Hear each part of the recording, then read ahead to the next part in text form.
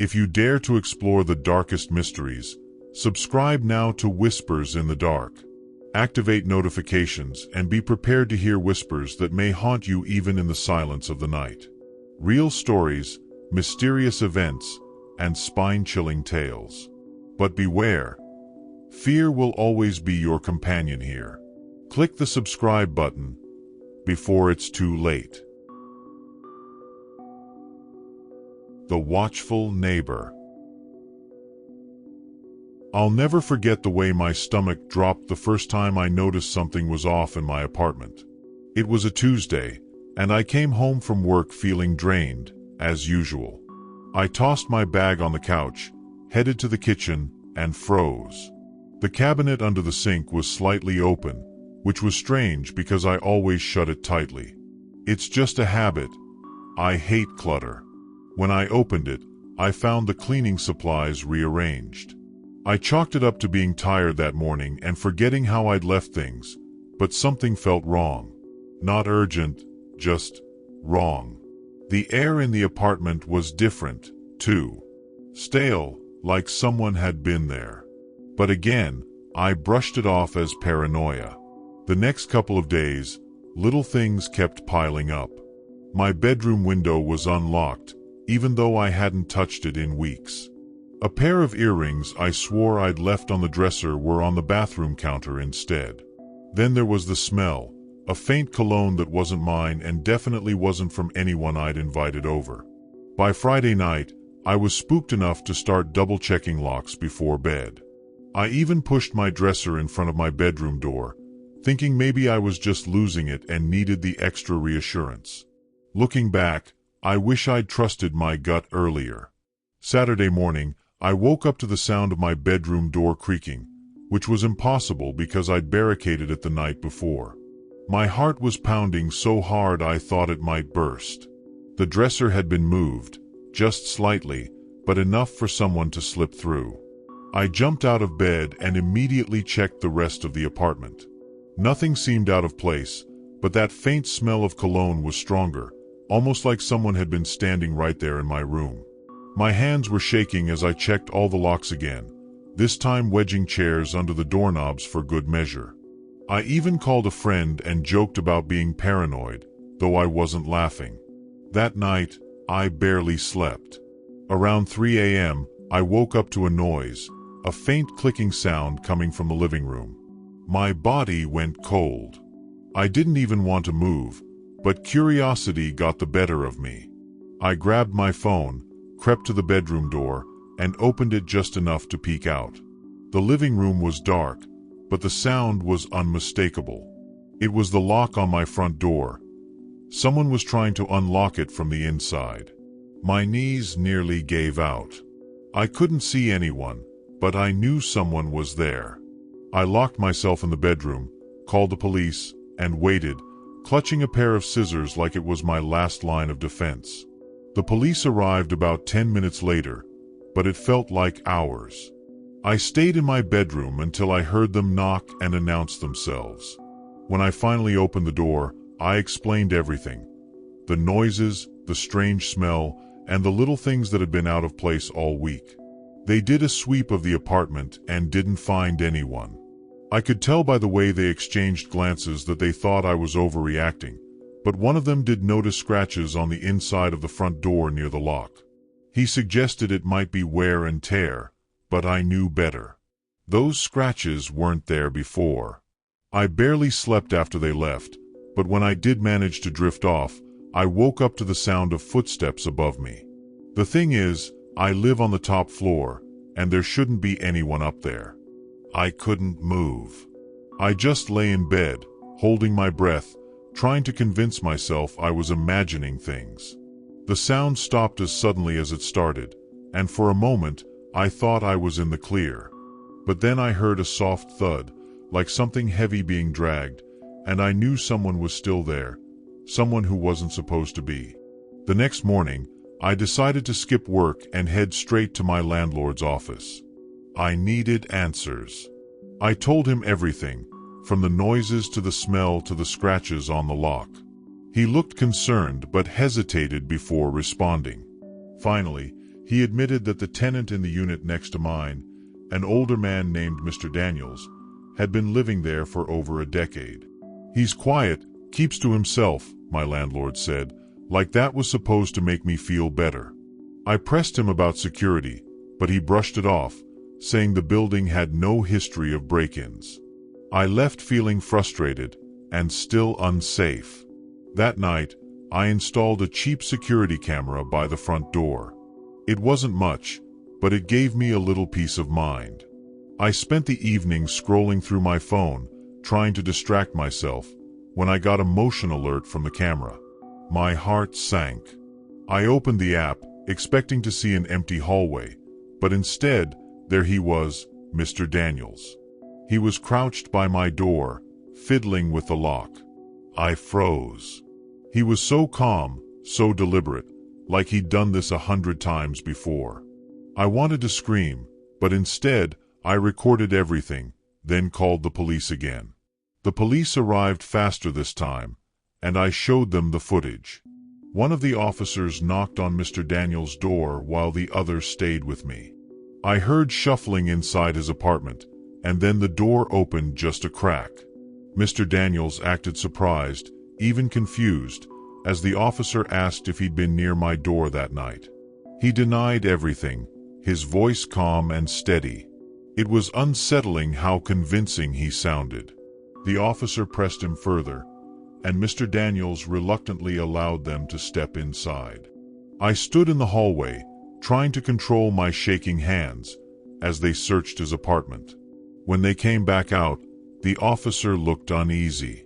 He didn't say much, just that they'd found some items that didn't belong to Mr. Daniels but couldn't confirm they were mine. I knew they were, though: my missing earrings, a scarf, even a photo of me that had disappeared months ago. They didn't arrest him, just told me to file a formal complaint and let my landlord know. I couldn't believe it. They left me standing there, staring at the door to his apartment, knowing he was still inside, and I couldn't do anything about it. That night, I couldn't stay in the apartment. Every creak, every shadow made my skin crawl. I packed a bag and crashed at a friend's place, but even there, I barely slept. My mind kept replaying the footage of him at my door and the items they found in his apartment.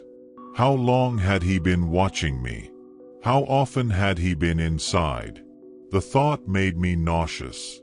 The next morning, I went back to the building with a couple of friends to grab more of my things, and when we walked into my apartment, the first thing I noticed was the smell, stronger than ever, like he'd been there again. My friends thought I was overreacting until one of them found the security camera smashed on the floor. That's when panic set in. Someone, him, had come back and destroyed it. I didn't know if he'd been trying to scare me or cover his tracks, but it was enough to convince me I couldn't stay another night. I called my landlord, demanding to break the lease. He argued, of course, but when I mentioned the police report and the footage, he backed down. I moved out the next day, but to this day, I can't shake the feeling of being watched. Even after moving out, the uneasiness didn't leave me. Weeks later, I got a call from the police saying they were investigating Mr. Daniels further after another tenant reported a similar experience. This time, they found more stolen items and, chillingly, a notebook full of names and addresses. Mine was circled. They wouldn't tell me more, but the officer's tone told me enough. I'd narrowly avoided something far worse. I couldn't stop wondering what his intentions had been and why he'd targeted me. To this day, I don't feel entirely safe, no matter where I live. I double-check every lock, keep cameras in every corner, and even sleep with a knife under my pillow. What terrifies me the most is how easily someone like him can slip into your life unnoticed. The thought that he was watching, entering my home while I was asleep or away, still gives me nightmares. I never found out what happened to him after that, but honestly, I don't want to know. Some things are better left buried. Lost in the woods. I wasn't supposed to be out there alone. Normally, I hiked with my older brother, Mark, who was like a human compass. But that weekend, he canceled last minute, and I stubbornly decided to go anyway. It was early October, that sweet spot when the leaves are 100 shades of orange and gold, and the air feels crisp but not freezing. I'd picked a trail I'd never tried before, somewhere in the backcountry of the state park. It wasn't marked on the official maps, but I found a blog that said it was a hidden gem. Seemed like the kind of adventure I needed. I packed light, just a day pack with water, a sandwich, and my phone. I figured I'd be back by early afternoon. For the first few hours, everything was perfect. The trail was rough, but it had this untouched beauty, like no one had walked it in years. The sounds of the forest were alive, but calm, birds chirping, leaves crunching underfoot, and the occasional rustle of a squirrel darting through the undergrowth. Then, at some point, I realized the trail wasn't a trail anymore. The dirt path just disappeared, swallowed up by the trees and undergrowth. I thought, no big deal. I'll just backtrack. Except when I turned around, nothing looked familiar.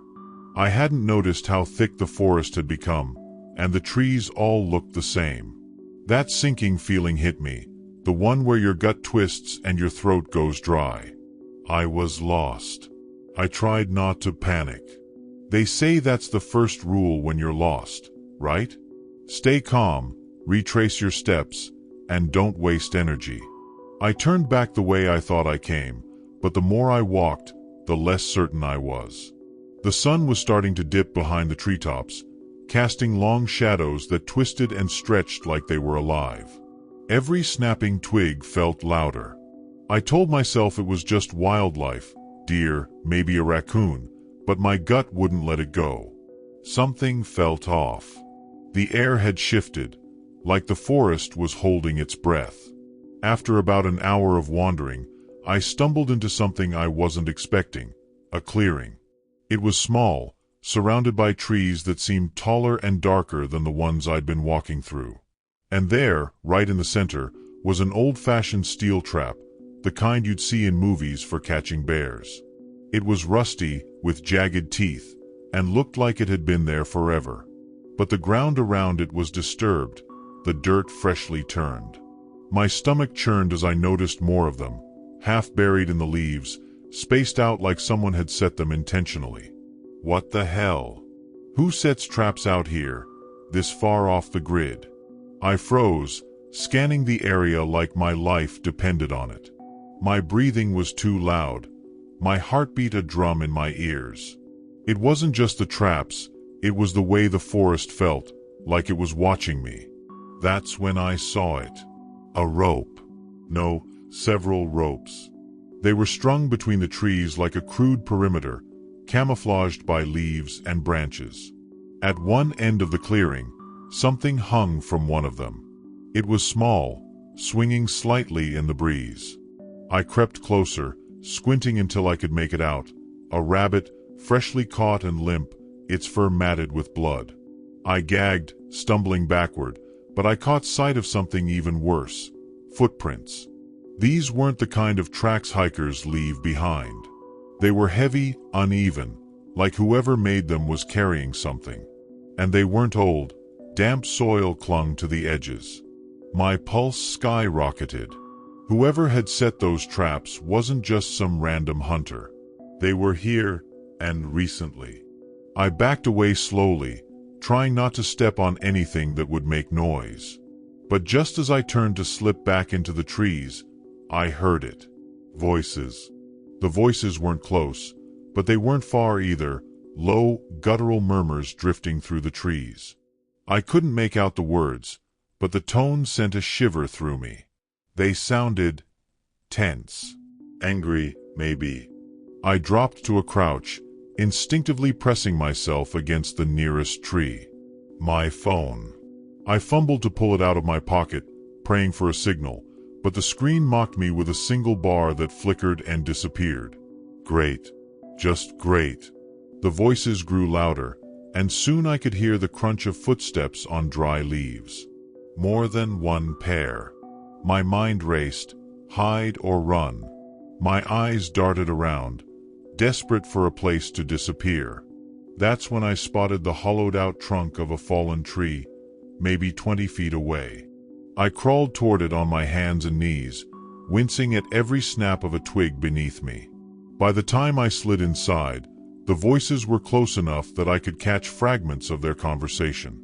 From the safety of the hollow trunk, I strained to hear what they were saying. Their words were clipped and hurried, but one thing stood out, him. Over and over again, one of them kept saying, "We have to find him." The other voice replied, gruff and impatient, "Keep your eyes open. He's out here somewhere." I couldn't tell who they were talking about, but every part of me hoped it wasn't me. I stayed as still as possible, barely breathing, but the way the forest carried sound made it impossible to gauge how far away they were. Suddenly, a branch snapped, loud and close. My body locked up as boots crunched through the underbrush just outside my hiding spot. Through a crack in the trunk, I saw him, a man in a dark jacket, his face smeared with mud. He carried a rifle slung over his shoulder like it was nothing, and his eyes darted around like a predator scanning for prey. The man stopped just a few feet from where I was hiding. I could hear the sharp inhale of his breath, the faint metallic click of the rifle as he adjusted it.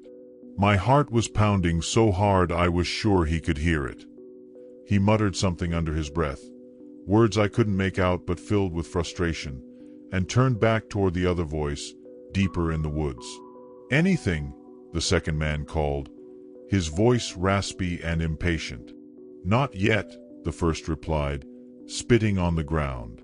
"But he's close. Tracks lead this way." Tracks? Were they following me? No, that didn't make sense. They had to be after someone else. But the sheer tension in their voices told me they weren't just hunters looking for game. Whoever he was, they were desperate to find him, and they weren't afraid to use force.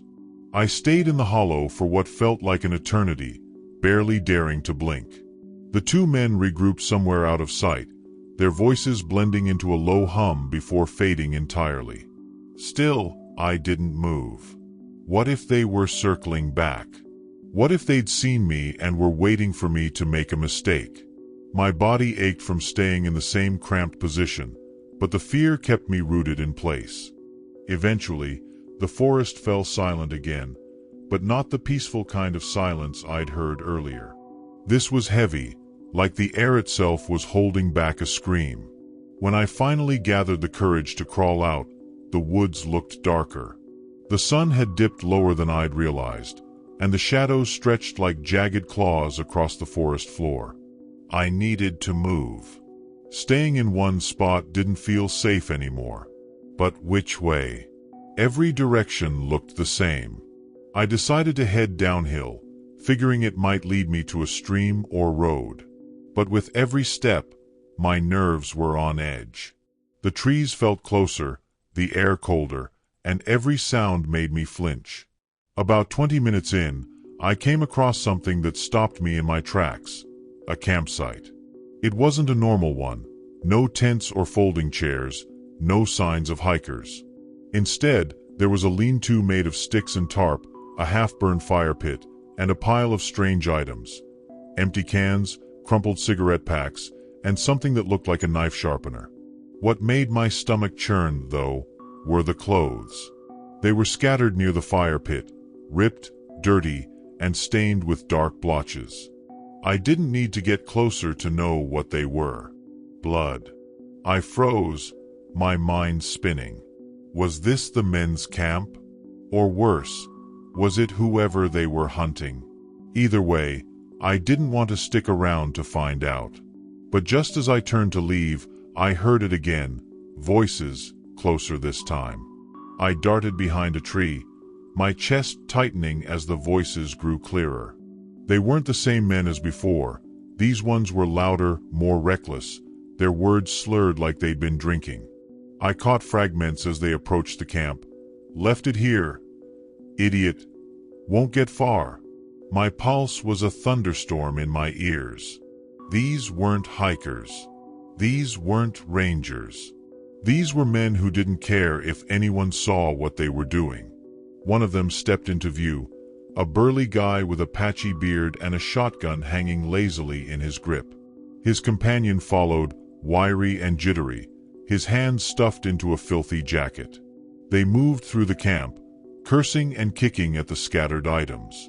"If he's not dead yet, he will be soon," the bearded one said, laughing darkly. My stomach turned. Whoever they were talking about didn't stand a chance. And if they found me? I didn't want to imagine. I knew I had to get out of there, but every step felt like a gamble. The forest seemed endless, and the sound of those men moving through the camp made me hyper-aware of how much noise I was making. I tried to stick to the softest patches of dirt and moss, avoiding dry leaves like they were landmines. But as I crept away, I stepped on something that sent a sharp snap echoing through the trees. A branch. The voices stopped immediately. "Did you hear that?" One of them barked, his tone sharp and alert. My stomach dropped. I crouched low, gripping the bark of a nearby tree as if it could shield me from their gaze. "Over there!" another shouted, and the sound of boots crunching through the forest sent me into a blind panic. I ran. Branches whipped at my face and arms as I sprinted blindly through the forest, my only thought being to put as much distance between me and those men as possible. I could hear them behind me, crashing through the underbrush like a pair of predators chasing prey. My lungs burned, and my legs ached, but adrenaline kept me going. The uneven ground made every step a gamble, roots and rocks threatening to trip me with every stride. Then, out of nowhere, the ground seemed to vanish beneath me. I tumbled down a steep incline, dirt and leaves sliding with me as I clawed at anything to stop the fall. When I finally came to a stop, I was at the bottom of a ravine. My whole body was shaking, and my left ankle throbbed with a sharp, stabbing pain. I tried to stand, but the ankle gave out beneath me. "No, no, no," I whispered, biting back tears. I couldn't run. Not anymore. I crawled to the nearest tree, trying to steady my breath and think. Above me, the voices were fainter now, the men still searching but farther up the slope. That gave me a shred of hope. They hadn't seen where I fell. But how long before they figured it out? The ravine was dark and tangled with vines and brush, the kind of place you'd miss if you weren't looking carefully. As I scanned my surroundings, my eyes caught something that made my blood run cold. About 10 feet away, partially buried in the dirt, was a shoe. It wasn't just any shoe. It was covered in mud, torn at the sole, and sticking out at an angle that didn't feel right. I inched closer, my stomach churning. Next to it, almost hidden by a layer of leaves, was a skeletal hand. Whoever these men were hunting, I had just found them, or what was left of them. I clamped a hand over my mouth to stifle a scream, my eyes locked on the skeletal hand. It was small, delicate, too small for a grown man. My head spun as a sickening realization hit me. This wasn't just some unlucky hiker. This was someone who had been left here, forgotten, discarded like they didn't matter. The air seemed heavier, the forest closing in on me. A shout from above snapped me back to reality. "Down there. I see something." My heart stopped. I scrambled backward, wincing as pain shot through my ankle. The men were coming, their voices closer now, angry and sharp.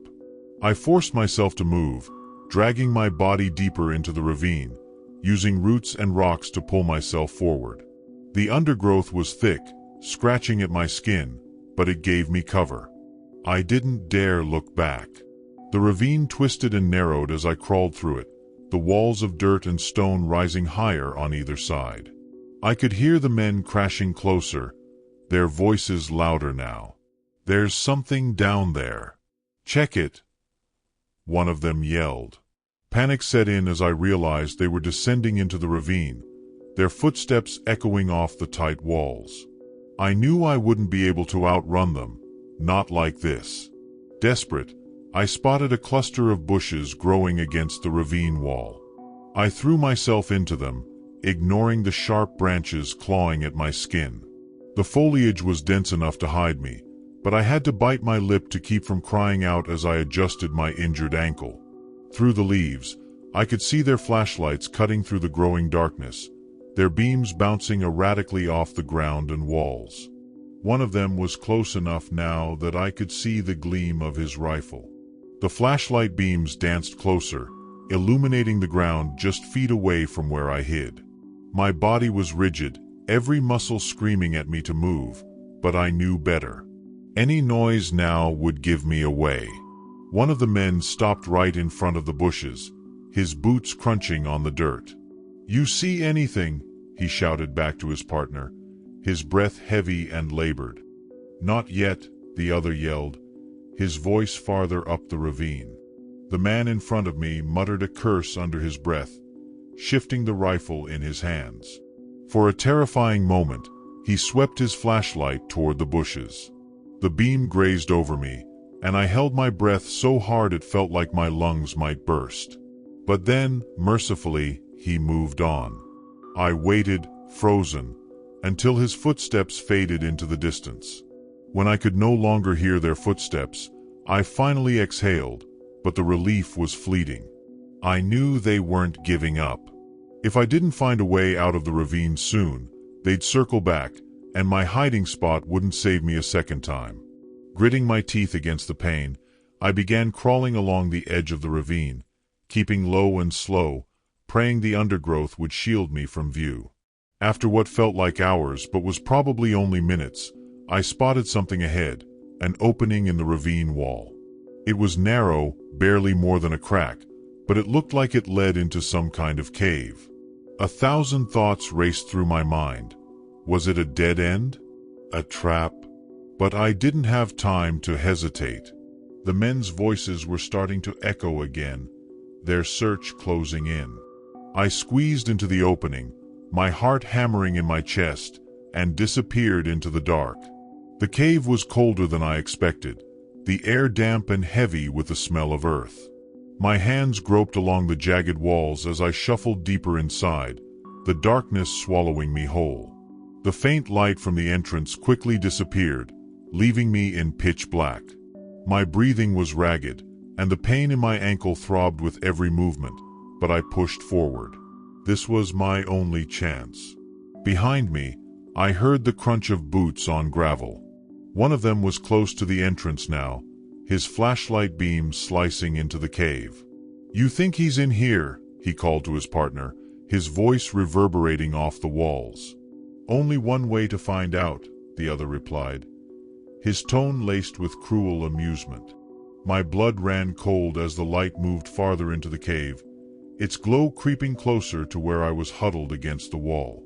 I pressed myself into a shallow crevice, barely breathing, my body trembling as I waited for the inevitable.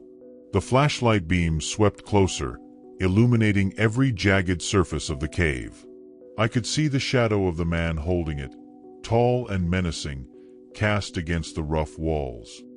He moved slowly, methodically, his rifle raised as if he expected to find his prey at any moment. My chest tightened as the light passed over the crevice where I hid. For a split second, I thought he saw me. His movements paused, his head tilting as if he'd heard something. But then, from deeper inside the cave, came a sound that froze us both. It was faint, almost imperceptible, but unmistakable, a soft, shuffling noise, like something dragging across the ground. The man turned toward the noise, his flashlight trembling slightly. "What the hell was that?" he muttered under his breath, his voice no longer confident. The shuffling noise came again, louder this time, echoing off the cave walls. It didn't sound human, it was slow and uneven, like something heavy being dragged. I couldn't see what was causing it, but I felt the man's tension in the way his shadow stiffened. "Hey, get in here," he barked, his voice ricocheting off the stone. He was calling for his partner, but his tone wasn't the cocky bravado I'd heard before. This was fear. I pressed myself tighter into the crevice, my heart racing. Whatever was making that noise, it wasn't me, and I wasn't sure it was something I wanted to meet. The second man appeared at the entrance, his flashlight joining the first. "What's your problem?" he snapped, annoyed. "Listen," the first man said, his voice a shaky whisper. They both stood still for a moment, and then it came again, a dragging, scraping sound, closer now. "Do you hear that?" the first man hissed. "Yeah, I hear it," the second replied, his irritation melting into unease. The dragging sound grew louder, echoing in an unnatural rhythm, like whatever was moving wasn't in a hurry. Both men raised their rifles, their flashlights bouncing erratically as they scanned the darkness. "Whatever it is, it's just an animal," the second man said, but his voice wavered, like he didn't believe his own words. Then, the noise stopped. Complete silence. The kind that presses on your ears and makes your pulse feel deafening. I didn't dare shift or even breathe. The men stood frozen, their lights aimed ahead, illuminating nothing but the endless black of the cave. And then it came, a low, guttural growl, deep and wet, like it was bubbling up from the ground itself. The first man stumbled back, swearing. "What the hell was that?" he shouted, his voice cracking. "I don't know," the second man whispered, his flashlight jerking wildly as if the light alone could keep whatever it was at bay. Before either of them could react, a shape emerged from the shadows, low to the ground, hunched, and moving with an unnatural, jerky motion. It wasn't large, but there was something wrong about it, something that made my skin crawl. The flashlights barely illuminated its form, and what little I could see was worse than anything I'd imagined. Its limbs were long and spindly, the joints bending the wrong way, and its skin had a slick, almost wet texture. The thing let out another growl, this time louder, filling the cave with a sound that seemed to vibrate in my chest. The first man screamed, a guttural, panicked yell, and fired his rifle. The shot rang out like thunder, deafening in the confined space, but the thing didn't stop. It lunged forward, faster than I thought possible, and the man went down in an instant. The flashlight flew from his hand, spinning wildly as it hit the ground, casting chaotic beams of light that made the scene even worse. The second man yelled something, but his words were drowned out by the first man's screams. I could only watch, frozen in horror, as the creature dragged him deeper into the cave. His legs kicked wildly, his rifle forgotten on the ground, and then, just like that, he was gone. The screaming stopped, swallowed by the dark. "Get out of here!" the second man shouted to no one in particular, his voice shaking. He stumbled backward, his flashlight darting around the cave like he expected the thing to leap out at him next. He was right to be afraid. From the shadows came another low growl, deeper this time, closer. Without thinking, I reached for a rock near my feet and hurled it toward the sound, praying it would distract whatever was coming. The creature hissed, a horrible, grating noise that made my ears ache, and for a moment, I thought it worked. The distraction gave the second man just enough time to bolt. He turned and ran toward the cave entrance, his flashlight beam bouncing wildly with every frantic step. For a split second, I considered following him, but the guttural growl from deeper in the cave made me freeze. Whatever this thing was, it wasn't chasing him. It was still here, somewhere in the dark. I didn't dare move. My mind was screaming at me to run, but my body was locked in place. The flashlight the first man dropped was still on, lying on its side a few feet away. It cast a thin beam of light into the cave, just enough to make out shapes but not enough to banish the shadows. Slowly, carefully, I began crawling toward it. If I had the light, maybe I could find a way out. My hands trembled as I reached for it, the sound of my own breathing deafening in the silence. My fingers closed around the flashlight, its cold metal grip steadying me for just a moment. I angled the beam around the cave, my heart racing with every shadow that shifted. The ground was uneven and slick with mud, but I spotted what looked like another passage, narrow and winding, but leading upward. It could be my way out. But just as I started moving, a guttural hiss echoed behind me, closer than before. I whipped the flashlight around, the beam landing on the creature for the first time. Its eyes, or what I assumed were eyes, glinted like wet glass, reflecting the light in an inhuman way. It was hunched low, its long, twisted limbs splayed out like a spider preparing to pounce. For a split second, we were locked in a silent standoff, and I felt a chill unlike anything I'd ever known. I didn't think. I couldn't. My body moved on instinct, fueled by pure terror. I swung the flashlight wildly, aiming the beam directly at its face. The creature screeched, the sound so high-pitched it felt like knives in my ears. It recoiled, its spindly limbs jerking back as it scrambled into the shadows. That was my chance. I turned and bolted toward the narrow passage, limping as fast as my injured ankle would allow. The passage was tight, the walls scraping my shoulders as I forced myself through. The flashlight wavered in my shaking hand, casting uneven light on the rocky path ahead. Behind me, the screeches started again, louder and angrier. I didn't dare look back, but I could hear it, scrabbling, dragging itself after me, its growls echoing like a monster from a nightmare. The passage began to slope upward, and for the first time, I saw a faint glow ahead. An exit. The glow grew brighter as I pushed myself forward, clawing at the walls to keep moving. The screeches behind me were relentless, a horrifying reminder that the thing was gaining on me. My ankle burned with every step, but the promise of the exit fueled me. The air changed, less damp, fresher. I was close. Bursting out of the passage, I stumbled into the open forest. The sky was dark, but the pale light of the moon lit the area enough for me to see the trees and rocky terrain. I didn't stop. I couldn't. The screeches followed me, now coming from the mouth of the cave. I turned just in time to see the creature emerge, its grotesque form silhouetted against the moonlight. For a split second, I thought it would keep coming, but as it stepped fully out of the cave, it recoiled, letting out a shriek that was different, pained.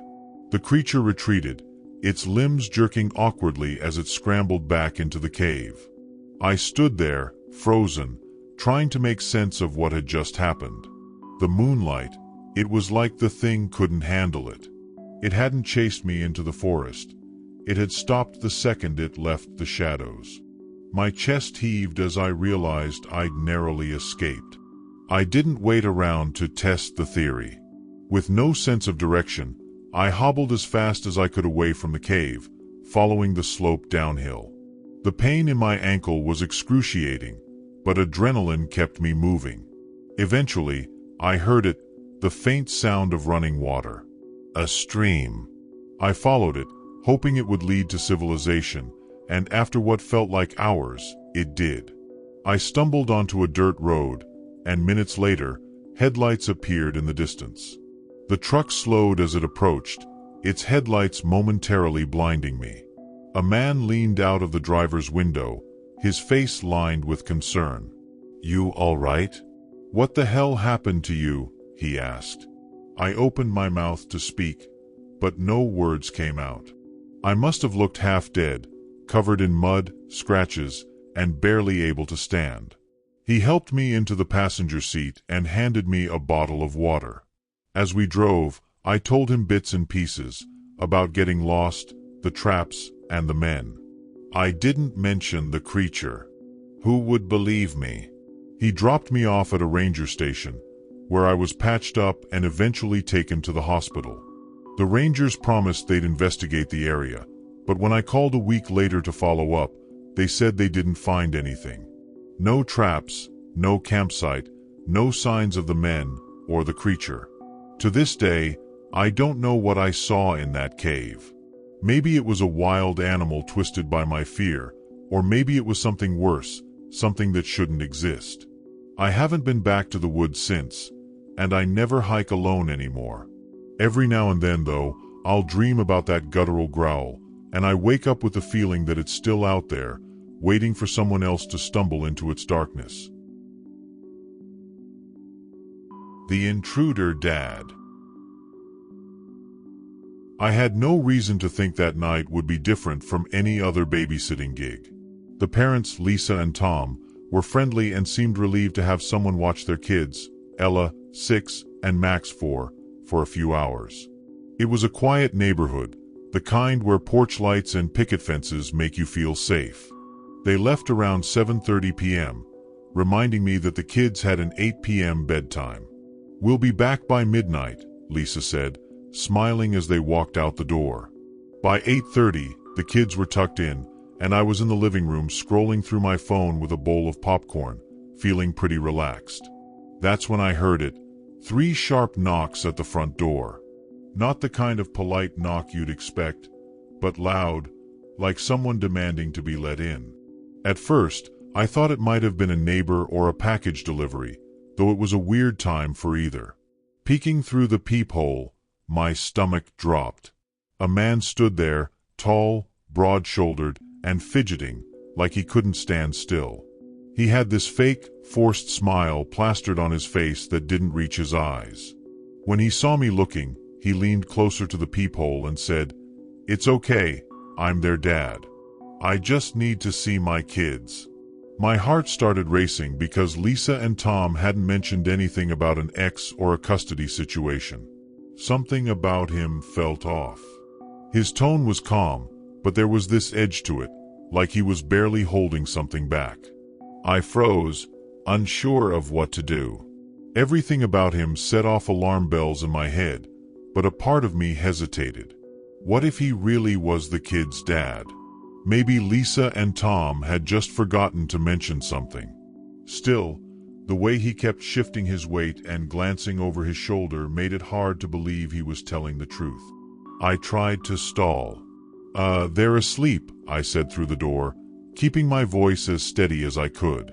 "Maybe you can come back when their parents are home?" His smile disappeared instantly. He leaned closer, his voice dropping to a sharp whisper. "No, you don't understand. I need to see them now. Open the door." My hand shook as I locked the deadbolt, praying he hadn't noticed it was unlocked before. He didn't knock again. Instead, he just stood there, breathing heavily, and then I heard him trying the doorknob. I backed away, my pulse thundering in my ears. Suddenly, he started banging on the door, hard enough to rattle the frame. "Let me in. I'm their father," he shouted, the fake calm completely gone. I didn't know what else to do, so I grabbed my phone and dialed 911. As I explained the situation to the dispatcher, I heard something that made my stomach drop even further, the sound of glass breaking from the back of the house.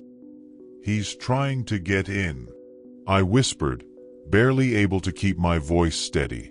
The dispatcher told me to stay on the line and find a safe place to hide, but my legs felt like they were made of lead. My first thought was the kids. If this guy got in, they were the ones he was after. I forced myself to move, clutching the phone as the dispatcher kept talking, though her voice felt distant under the pounding of my heart. I bolted up the stairs, skipping steps as quietly as I could. The house wasn't huge, but every creak in the floor felt like a scream in the silence. When I reached the kids' room, I found Ella and Max still asleep, blissfully unaware. I shook Ella gently, whispering her name until her eyes fluttered open. "We need to hide right now," I said, trying to keep my voice calm, though I was trembling all over. Max stirred and sat up groggily. "What's wrong?" he mumbled.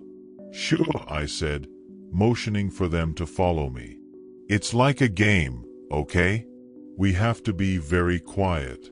We climbed into the small linen closet at the end of the hallway, and I wedged us in between stacks of towels and extra bedding. Ella clung to me, her little hands gripping my arm tightly, while Max sniffled, his face pressed into my shoulder. I could hear the dispatcher asking something, but I couldn't focus. My attention was glued to the sound of footsteps downstairs, slow and deliberate, like he was taking his time. Every few seconds, I heard him muttering, though I couldn't make out the words. My body was shaking so badly that I had to clamp a hand over my mouth to keep from sobbing. The kids were quiet, thank God, but Ella kept looking up at me with wide, terrified eyes, silently asking if we were going to be okay. The footsteps grew louder, moving up the stairs. He was coming. My mind raced with what little options I had. The dispatcher was still on the line, and I whispered into the phone, barely audible, "He's inside. Upstairs now." She told me to stay hidden, that officers were on their way, but it felt like they'd never get there in time. The man's voice cut through the silence. "I know you're here," he called out, his tone almost sing-song, which made it even more chilling. "Come on, just let me see them. I promise, I'm not going to hurt anybody." He paused, then slammed something against the wall. The thud made Max flinch so hard I had to hug him tighter to keep him from crying out. I silently prayed he wouldn't open the closet, that he'd give up and leave. But then I heard him try the door to the kids' room. The knob turned, and the door creaked open. For a moment, there was silence, and I thought maybe he hadn't noticed we weren't there. Then he spoke again, his voice lower, more menacing. "I know you're hiding somewhere. You can't keep them from me."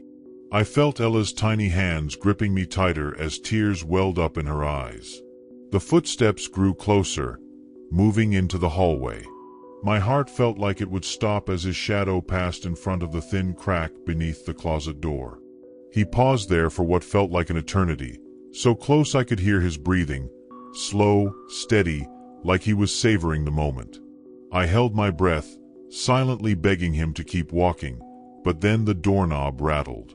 The doorknob rattled harder, and then came the sound of him testing his weight against the door. It didn't have a lock, and I could feel it shift slightly under the pressure. My mind was screaming at me to do something, but I was frozen, holding the kids as tightly as I could. "Are you in here?" he said, his voice almost a whisper now, and then he started laughing softly. I thought this was it. He was going to open the door, and there would be nothing between him and us. Just as I was preparing to shove the kids behind me and do something, there was a loud bang from downstairs. The sound startled him, and he stopped. For a moment, the hallway went completely silent. Then I heard him mutter something under his breath before stomping back down the stairs. I stayed put, barely able to breathe, straining to hear what was happening. The dispatcher was still on the line, and I whispered to her what I'd heard. She said the police were close, but I didn't feel any safer yet. Downstairs, there was the sound of breaking glass, like he was trying to force his way back out. Then came another loud bang, this time followed by voices shouting, "Police! Drop the weapon!" Relief and terror flooded me all at once. He was still down there, and I wasn't sure if he'd give up without a fight. I couldn't tell what was happening downstairs, only that it was chaotic. There were more shouts from the officers, followed by heavy footsteps and what sounded like a scuffle. Then, silence. I stayed frozen, afraid to believe it was over. The dispatcher's voice brought me back to reality. "The officers have him in custody," she said. "Stay where you are until they come get you." Relief hit me so hard I almost started crying, but I couldn't let myself break down yet. I whispered to Ella and Max that it was safe now, that the police were here. Ella looked up at me, her face streaked with silent tears, and nodded. Max clung to me so tightly I had to peel him off to move. When the officers finally opened the closet door, I practically collapsed. They reassured us that the man was in custody, though they didn't tell me much about him. Apparently, he'd resisted arrest and tried to run, which explained the noises I'd heard. As one officer escorted us downstairs, I noticed the damage he'd caused: broken glass from the back door, a toppled lamp, and deep scratches on the front door where he'd apparently tried to pry it open. The officer asked me if I'd ever seen him before, and I told them no. Lisa and Tom hadn't mentioned anyone like him, and I didn't even know his name. But the officer's face darkened when I described how he'd claimed to be the kid's father.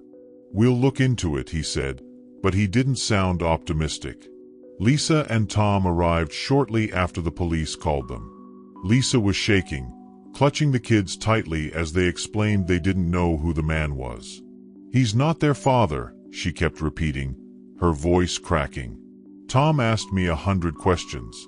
Had I locked the doors? Had he said anything specific? But I didn't have many answers. I told them everything I could remember, but the truth was, I didn't know why he'd targeted their house or why he wanted the kids.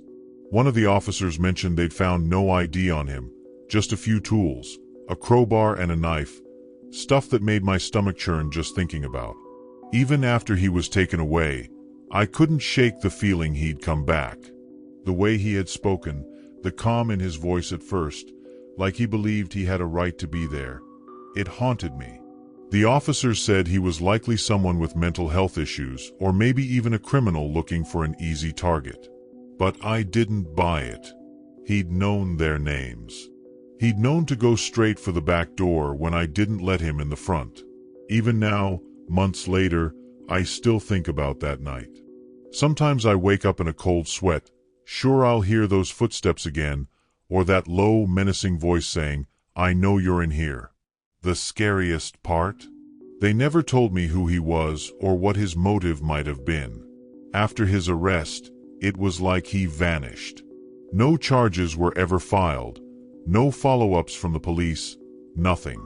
Lisa and Tom eventually moved out of that house, and I stopped babysitting altogether. To this day, I can't explain it.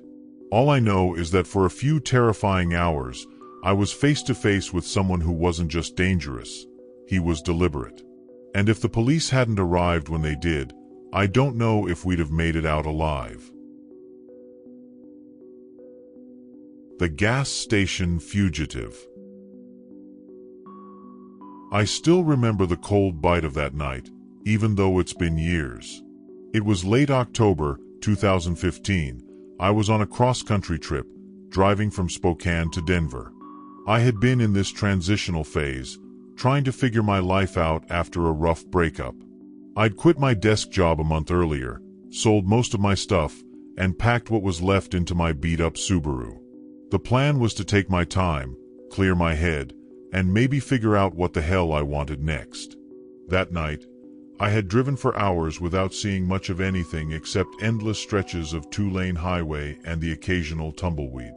My gas tank was nearly empty when I finally spotted a dimly lit gas station in the middle of nowhere. It was one of those old places with a single pump and a flickering neon sign that just said gas. When I pulled in, it felt like stepping into another time. The pump was ancient, the kind you'd see in a vintage movie, and the station itself looked half abandoned. There was a weathered pickup truck parked on the side, but no other signs of life. The air was unnervingly still. As I got out to fill my tank, I noticed how dark it was, the kind of darkness you only get in the middle of nowhere, where the stars seem unnaturally bright. I went inside to pay and grab a coffee, figuring the clerk might have a friendly face or at least a decent story to break up the silence of the road. But when I stepped into the station, it wasn't quiet anymore. There was a voice, sharp, panicked, coming from the back room, followed by a loud crash. I froze for a second, my hand still on the door handle. It was like my brain couldn't process what I'd just walked into. The voice from the back room was still going, loud and frantic. "Just shut up." I said, "Shut up." A second crash followed, and this time it sounded like glass shattering. My instinct told me to get out of there, but my body didn't move. Instead, I leaned closer, peering past the counter and into the shadows. That's when I saw him. A man with wild, darting eyes and a face that looked like it hadn't seen rest in weeks. He was tall, wiry, wearing a ripped jacket smeared with something dark, oil, maybe, or blood. In his hand was a gun. A big one. The kind that feels almost too large to be real. And he wasn't alone. The clerk, a woman in her 40s, maybe, was crouched on the floor, clutching her arm, which was twisted at an odd angle. Her face was pale and clammy, like she might pass out any second. I felt my stomach drop. I had no idea what was happening, but I knew I didn't want to be a part of it. As quietly as I could, I started to back up toward the door. That's when the man turned his head sharply, like he'd caught a scent. His eyes locked on me, and the next words he said chilled me to the bone. "Hey, get over here now." His voice had this raw edge to it, like a cornered animal. My heart was hammering in my chest, and every instinct screamed at me to run, but my legs wouldn't move. I raised my hands instinctively, palms up, like some part of me thought it might calm him down.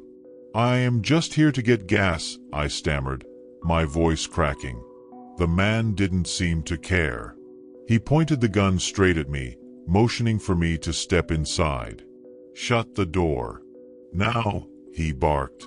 His tone was absolute, and my body moved before I could even think about it. The door clicked shut behind me, and I was suddenly hyper-aware of every sound.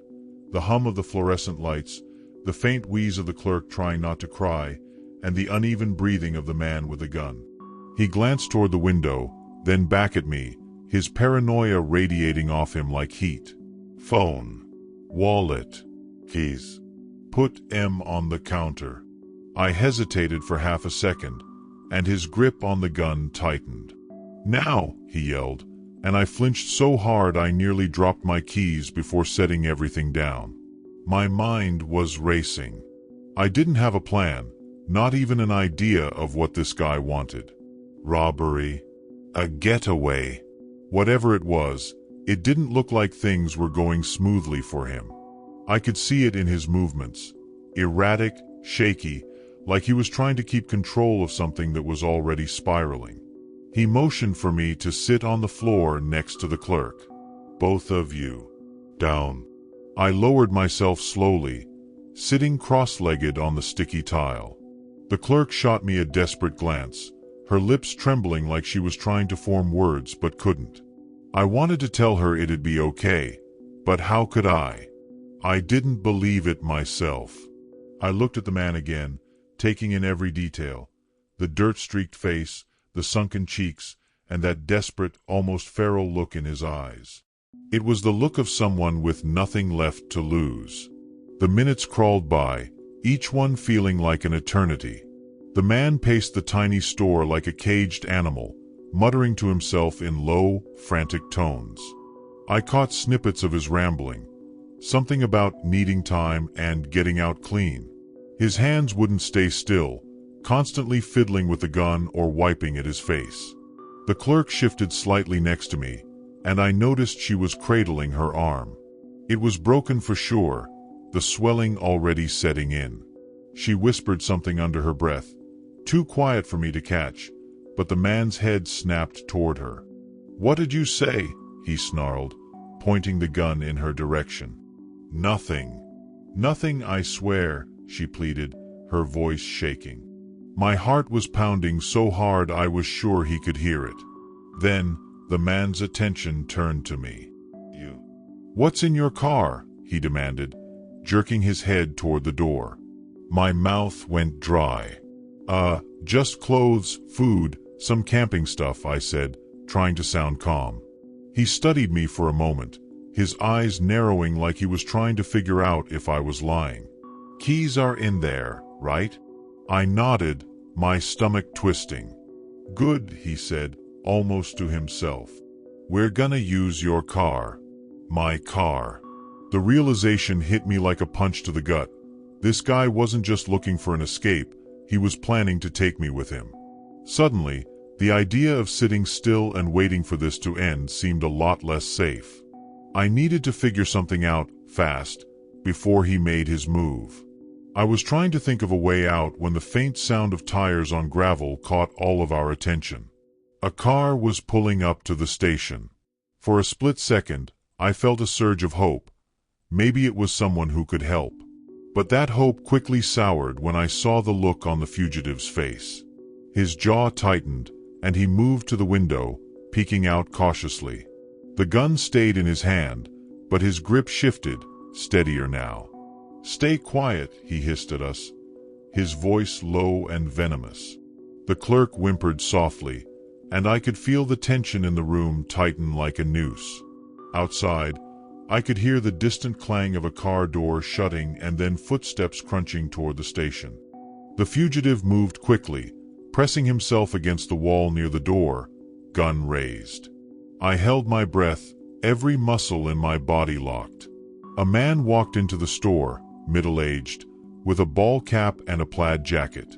He had the look of someone who wasn't in any hurry, probably just stopping for snacks or a bathroom break. His face shifted when he noticed the tense atmosphere, his gaze flicking between me, the clerk, and the fugitive.